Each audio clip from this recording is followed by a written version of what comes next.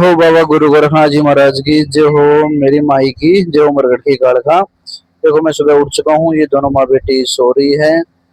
आज क्या है, रात को मैं भी जल्दी लेट सोया था और ये भी लेट सोई थी, तो ये जरूर जल्दी उठ के इसने काम वाम कर लिया, ये फिर से सो गई और मैं तैयार व्यार होके और मैंने भी पूजा वूजा कर ली थी। क्या है कि ये जो नवरात्र चलते हैं किसी को दिखाते नहीं हैं, लेकिन फिर भी मैं आप लोगों को दिखा रहा हूँ। अब मैं क्या करता हूँ कि ये सो रही है तो मैंने दूध लाने का सोचा, तो मैंने क्या किया, मैं देख रहा हूँ कि चलो दूध ले आते हैं, ये सो रही है तो एक आधे काम खुद मेरे को करने में कोई हर्ज नहीं है। तो मैं डोली उठा के और मैं चल दिया दूध लाने के लिए। अब दूध लाने के लिए जैसे ही मैंने गेट खोला तो मैंने बाहर क्या देखा, जैसे ही मैं बाहर की तरफ निकला तो मैं देख रहा हूँ, अरे यार ये तो बारिश आ रही है, हल्की हल्की बूंदे आ रही हैं। चलो फिर भी मैंने सोचा कोई नहीं, इतनी हल्की हल्की बूंदों में मैं गीला थोड़ी ना हो जाऊंगा। फटाफट मैं दूध वाले के घर दूध लेने के लिए पहुंच गया। उसके बाद में मैंने अंदर भाभी मिली, भाभी को मैं बोला भाभी गर्मी ज्यादा हो रही है ना, बारिश करवा दे। भाभी बोली हाँ हाँ जरूर करवाना। मैं उससे दूध लेके फटाफट घर की तरफ वापस आया। वापस आके और मैंने गेट खोला तो मैंने देखा, मैं सोच ही रहा था कि जरूर पक्का उठ गई होगी दोनों माँ बेटी। क्यों? क्योंकि मैं आवाज ही ऐसी करके गया था गेट बंद करने की।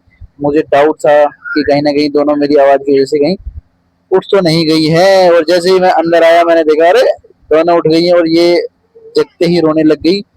फिर ये बोली कि आप एक काम करो, इसको संभाल लो, मैं आपके लिए कुछ ना कुछ बना देती हूँ। मैं बोला कुछ नहीं बनाना, बस मेरे लिए डेली की जैसे सुबह सुबह का नींबू पानी बना दो।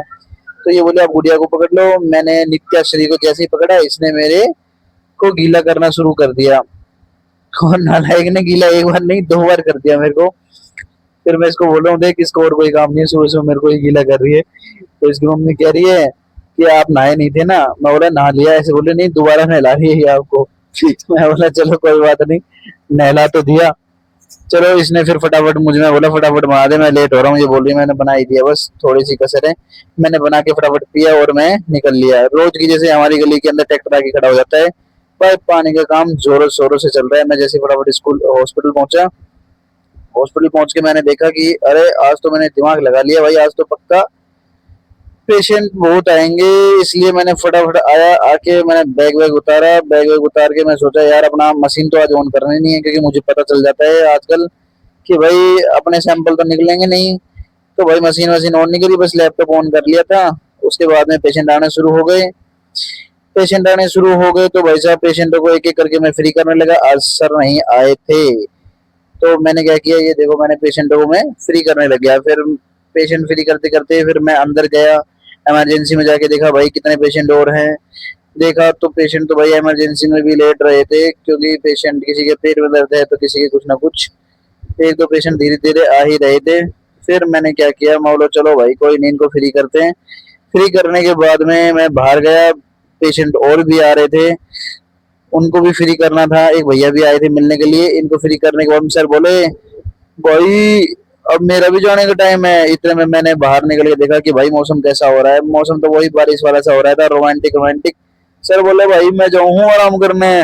सर जी कर आओ तुम आराम दिल्ली की जैसे। फिर उसके बाद में मैं फिर से बाहर आया, क्योंकि मैं स्टाफ में अकेला ही हूँ यहाँ पे, सारा सब कुछ मुझे ही संभालना पड़ता है। फिर मैंने बाहर आके मौसम के मजे लिए, नज़ारे खूब करे। बारिश थी, हल्की हल्की बारिश की बूंदें आ रही थी। फिर शाम जैसे ही हुई तो सर भी आ गए थे। ये 5:30-6 बजे का टाइम है। उसके बाद में मैंने देखा कि भाई पेशेंटों को फ्री करके मैं बोला सर जी मैं जा रहा हूँ, बारिश आ रही है, बाय बाय। तो सर बोले ठीक है भाई घर पहुंच